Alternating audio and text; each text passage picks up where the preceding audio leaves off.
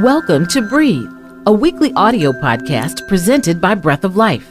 And now, here's the host, Pastor Debleaire Snell, and co-host David Person. Welcome to Breathe. I'm David Person, the co-host of this podcast that is presented by the Breath of Life television ministry. And as you already know, the host is Pastor Debleaire Snell, speaker director of Breath of Life and the senior pastor of the Oakwood University Church. And the newest member of our Breathe team is Pastor Kirk Nugent, who you also know. He's the media pastor at the Oakwood Church, and he is the media guru for Breathe.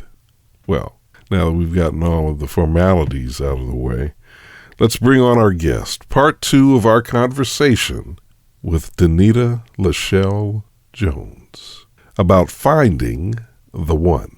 So there was an understanding, like, this is the house, mom comes first when it comes to dad. Daddy comes first when it comes to, like, there was that husband and wife thing. As I grew up, it made dating so much harder. Because, number one, I grew up in a world where I think I didn't understand the concept of divorce until I was, like, almost in my teenage years. Because I was just like, what do you mean they're not together anymore? You know, when I was looking at either relatives or friends. But the second thing is that because the standard to me was so high, going into the dating world and just expecting everybody to be like my dad made dating harder. Because what happened? It made it better. It made it better. I mean, from the dad chart, right? Yeah. Well, from that aspect, yeah. Like as adult, I look back and be like, oh, thank goodness. Yeah. But as a person that's dating, you're just like, you know, well, this isn't what I'm used to. And everybody else is telling you, well, your expectations are too high. You know, everybody's not going to open doors for you. If your dad does that for you, that's only your dad, you know, or everybody's not going to, you know, cook for you and nobody's going to care that you're blah, blah, blah. And so I'm sitting there going, but I get this at home. Like I'm seeing this at home.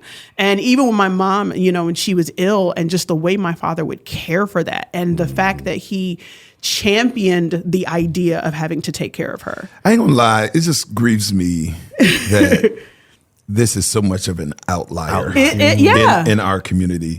Like what should be standard, common practice is seen in some certain circles as unattainable, ridiculous fairy tale. And I think it just shows how much building we've got to do of the family construct in the church community, in the African-American community, just really as a whole. Because like what she's describing ought to be pretty standard. It's standard, it should be. And we have to get away from using the words like picky, because that is what I've noticed that will happen is that you have people out there that desire functional relationships. They desire wanting to be able to talk for a really long time. They desire the physical attraction, interaction to be maintained or get better as the relationship grows. And they desire to want to be able to feel like they come first in their partner's life.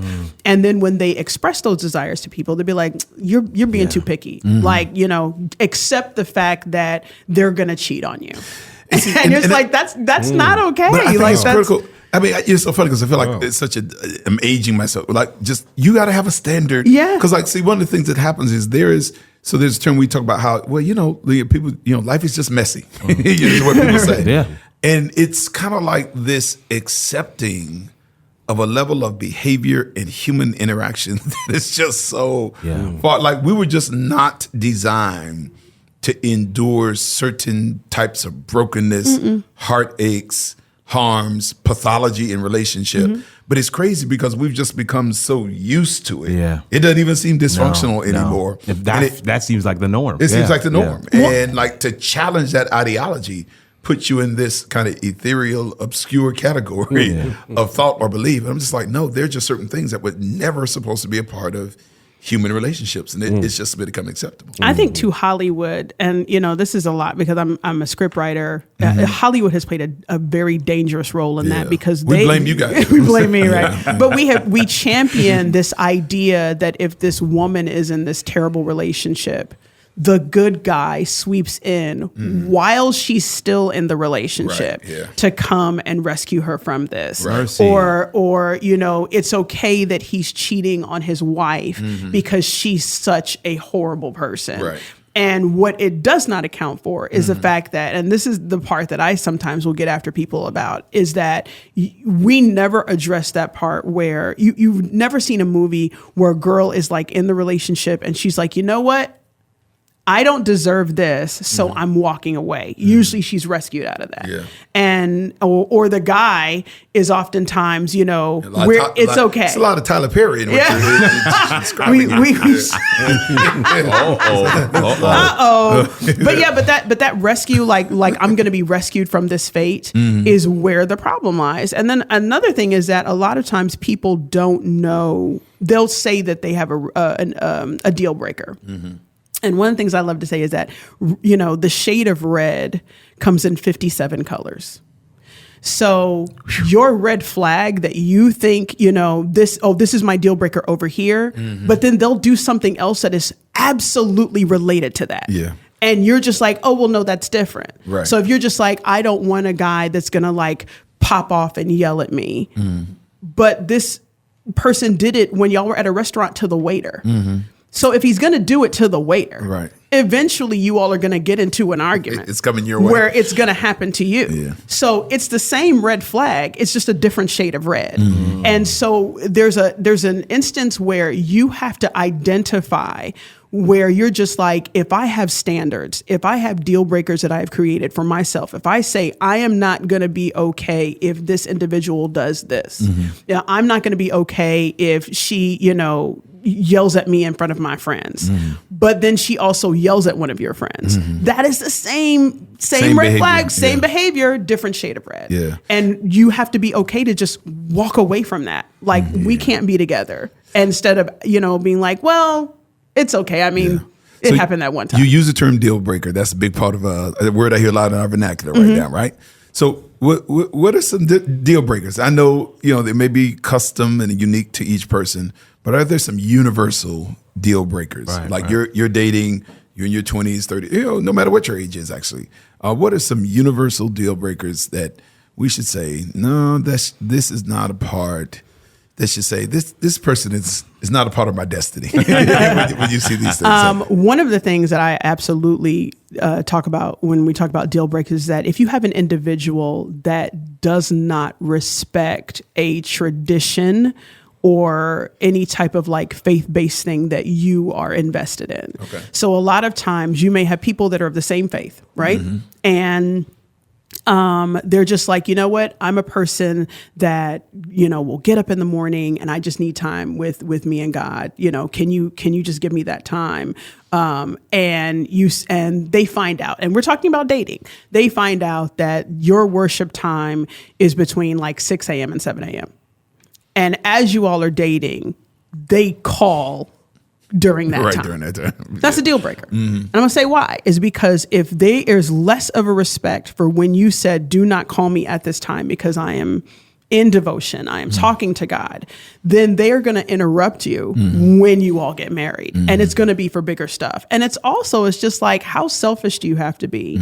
You know, when a person says, this is what I need. It's a boundary testing, right? And people say, oh, well, you know, it's early and they have to get to work. No. You said, do not do this because this is what I am doing in my personal life. Do not call me here because I'm at work.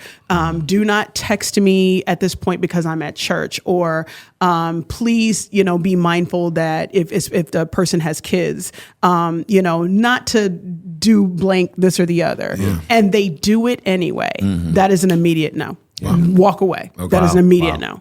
Because it never gets better. About that okay. That's a deal breaker. Because people, you know, they use silly deal breaker. Like, they get mad at me a lot of times when they're just like, oh, well, they're not 6'2" and 200. Like, that's not a deal breaker. Right. Like, if you're 5'4" and you're demanding 6'2", like, what are you doing? Like you just need them to be taller than you. Right. Like you just need to be 5'3". You just need to be, like, you just need to be, you can say taller than me. Like, how are you going to, you're not going to walk around like, you know, the Shaquille O'Neal size person, you're 4'11". Like, what are we doing? Yeah. So those, I think, are just like those superficial kind. But the kind that are that are a part of who you are. That is something that you, a belief that you are that is non-negotiable, and they insist on infringing upon that's a deal breaker. That's about control. Yeah, absolutely. Yeah, that's about control. Absolutely. It's disrespect, but it's really about control. Yeah. And if a person is going to be controlling, you're going to have problems. Absolutely. Absolutely. I also believe a lot of times too is that if you all come to a situation, and this is funny because we talked about it earlier, but like if you have a situation where you're just like, I absolutely hate sports. I don't like, I'm not into it. I don't like it. I just, this, that, and the other. And then you meet this guy that has season tickets to his favorite football team. It doesn't make him a bad person, but that's still a deal breaker for you. And that might not be the person for you, right? Yeah. You, there may be some other person that does not have that. What happens though, is that you have individuals that will push that and be like, oh, well, you know what? He has season tickets, but then get mad every time the game comes up and they're leaving. Or if you have a person where you're just like, I don't, I'm a minimalist. I'm not a huge fan of like a lot of things. And then you find out that she owns, 16 or 17 pairs of Converse. Right. Then that person is not for you. That is a deal breaker. And I think those are the things sometimes that people kind of like, oh, well, that's okay. I'll get by that. But eventually, again, that tune will get louder and 17 Converse pairs will turn into 20. Or one season ticket will turn into two. But would you say, if we could kind of maybe craft a phrase, kind of divergent values, maybe that's kind of what I'm hearing you say. Yeah. Like, all right, my worldview or my value is this. Correct. And your value is in conflict with that. Correct. I tend to think some of that you might be able to, over time, as you come to know that person and value that person, you might be able to say, you know what, those 16 pairs or those 20 pairs of Converses aren't that big a deal. Comparatively speaking. You might be able to say, what, that's all right, that's his quirk. That's his thing. I can live with that. But I can also imagine a scenario where if you don't evolve in your thinking about that it's going to grate against your nerves. We want to encourage that people do grow in relationships. Like who I was when I got married in 2003 is not who I am now, but we grew together. And where sometimes I think the issue is that when people come into a relationship and they do have issues with that person, the lack of being able to see where the growth is or see if there can be growth and still getting in the relationship anyway, right? So if I say I'm a minimalist, we'll go back to the Converse thing, which is hilarious because that's actually I own a lot of Converse. but going back to that scenario, it's like there's a huge difference in, wow, you have a lot of shoes, and saying I'm a minimalist and I don't believe that people should be able to own or should own that many. Those are two different people. It's a moral question. Ethical question. Right, exactly. Yeah. There's a huge difference is I'm not really into football and I despise football. Absolutely. Those are two different people. Different things. Right. So the person is just says, I'm not really into football, but it's just like, oh my gosh, I would love to go to the game with you because you like going to the game. Or it's okay if you go to the game. Or it's okay if you go because I can go hang out. Yeah, I can go do something else. Or it's okay if you own all those shoes. You got your own closet, baby. We're fine. Those are two different scenarios. And that is what you have to make sure that I'm encouraging the people that are just like, this is something that I'm not bending on. Well, then don't get into the relationship with somebody that's doing the opposite of what you are not going to bend. Let me ask this way, just to kind of add to the conversation. There is a lot. I had really good exes. Is that what we call them? People that I've dated and didn't materialize. But I learned from every one of those relationships. There's things that I learned about myself, things I learned about dating, things I learned that I like, that I do not like. And it helped me in each subsequent relationship to be a better version of myself, but also to kind of fine tune what it is I feel like I might need or what I can grow with. Yes. So what do we say to those who are not necessarily in that? They're not looking to get married just yet, slightly younger, they're interested. They want to get to know folks a little bit better. Yeah. What would be healthy in that phase of life as they continue to grow and not necessarily putting a title or anything like that on it, but what would be healthy for that person, for those people in that phase of their lives? So the first thing I would suggest, because you kind of touched on it, is that, a lot of times dating will teach us what we do and don't like. What I find really funny is that if I sit a person down, or even if I sit the three of you all down and I'm just like, describe to me your ideal car. And I said, you only can give me 20 things. I would have to stop you all at some point, right? Or if I said, describe to me your dream house, and I'd be like, you can only give me 20 things. No, it's not enough. And you're just like, that's not enough things, right? Isn't it funny how we cannot only use 20 things on things that will depreciate in value eventually. But when it comes to listing the things that we want in a partner, in a relationship that is supposed to appreciate, we can't get past number 5.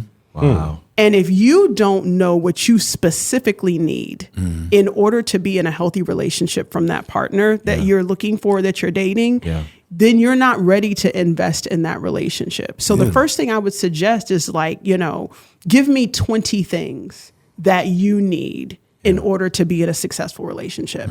And if you can't, that's a different conversation that you need to have with yourself. Maybe look in your past relationships and see, what did I like about this person? What did I not like? Right. Why did it fail? What was the common denominator? What did I do to contribute to the failure of the relationship? Because, again, and, a lot of times when you say that, people get really defensive because they're just like, how dare you victim blame? And I'm not doing that. There are aspects, I'm not doing that, but there are aspects of a failed relationship where you have to go back and look and say, what did I do? What did I contribute? Even if it was you just accepting the foolishness. I accepted the fact that they would not return my phone calls, or I accepted the fact that I knew they had people on the side, or I accepted the fact that, they did not respect my boundaries, or, they talked bad about their parents, or I accepted that. That is part of the failure of the relationship. And once you begin to go through all of that, then you treat dating literally like what that word is. Every person that you meet that you're interested in should not turn into a lifelong partner that you need to date for 2 years before you figure. Sometimes, your job, or all of us have worked in situations where that job gave you 90 days to prove if you were good enough to work there. Real talk.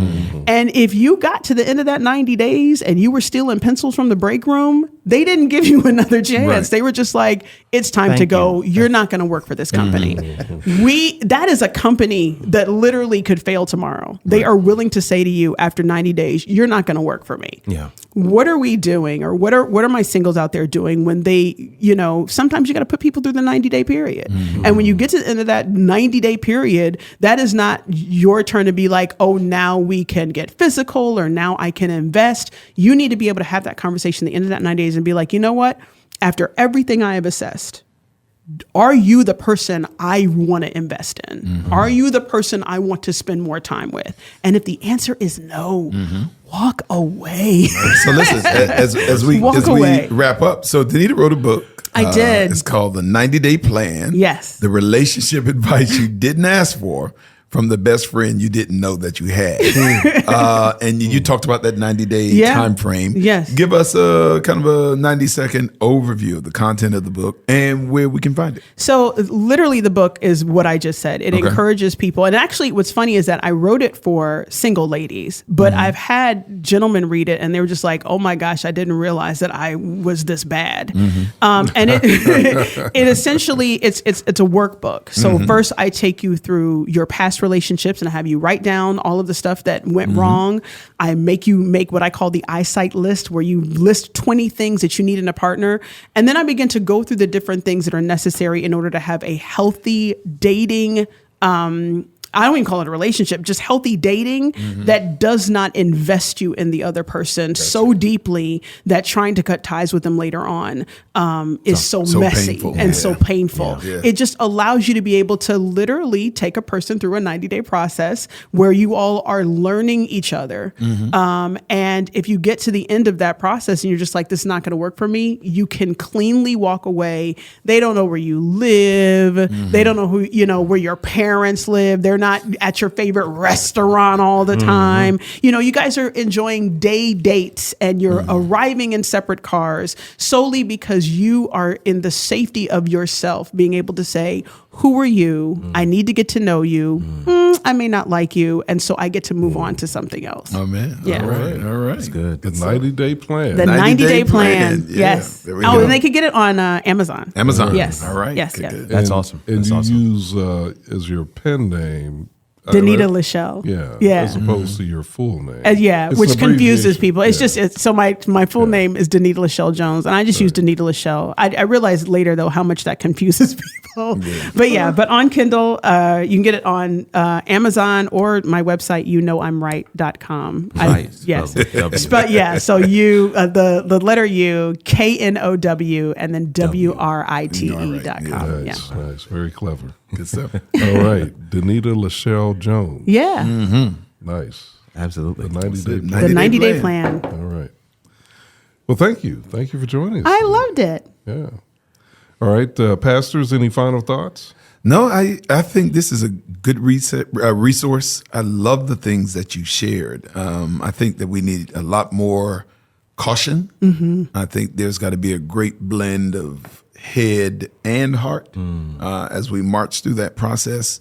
And I just think that I hope that idea of just kind of erecting a standard can kind of really, be revived as we build relationships going forward. And I think that, as I'm listening to Danita talk, I'm realizing certain negative outcomes in many ways are somewhat foreseeable. But when we blow past red flags, or we just kind of say, all right, we'll just get married and it'll work itself out. I think there's some things that have become commonplace that are creating some pretty predictable negative outcomes. And I'm hoping that we can reverse that. And I think this resource will help some people be able to move in that direction. Absolutely. Nice. Pastor? Anything? No. I listen. This was great. This is an awesome conversation. I think more of it is needed. And as you engage in the conversation, a lot of the times the temptation can be to look at your past relationships or to look at your current relationship from the perspective of what is the other person doing. We generally don't shine that floodlight back on ourselves. My dad likes to say, wherever you go, you take yourself. Wherever you go, you tend to show up.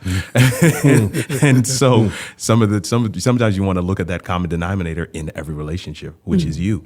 And when you begin to work on you can begin to not only know what it is you like and what you want, but here's the critical piece that we probably didn't get a chance to dive into much, which is you can know who you are designed to pour into, which is the crux of what marriage is supposed to teach us as believers in God. We are to love our spouses as God loved the church. And God didn't love us because of what we could give him. God loves us because of what he can give us. That's true. So, on behalf of Pastor Debleaire Snell, Pastor Kirk Nugent, and our guest, Danita, I'm David Person. God bless you. Do not forget that no matter how challenging life may be, no matter how difficult the wait may seem as you're going through the 90-day plan, just stop. Stop, relax, pray, and breathe. Breathe is produced by David Person for Breath of Life.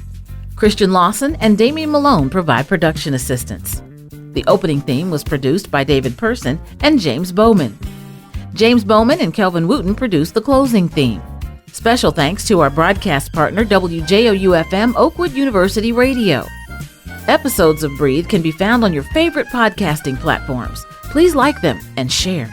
Until next time, when life gets difficult, don't forget to breathe.